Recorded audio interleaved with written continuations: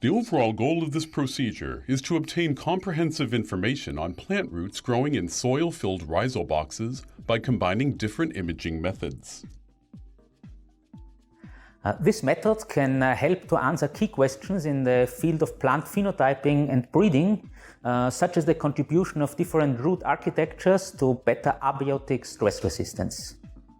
The main advantage of this approach is that it combines RGB imaging for root architecture and hyperspectral imaging for root functionality.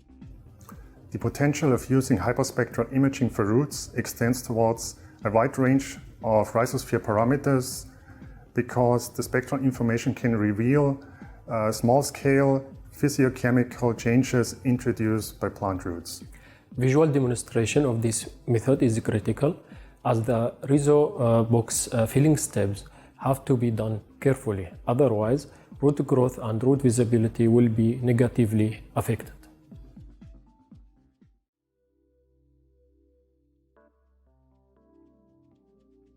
Begin this procedure with preparation of the rhizoboxes for substrate filling as detailed in the text protocol.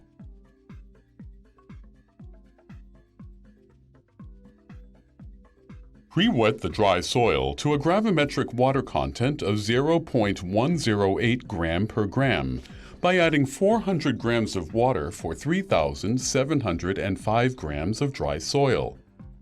Mix the soil and water gently to obtain a homogeneous water distribution.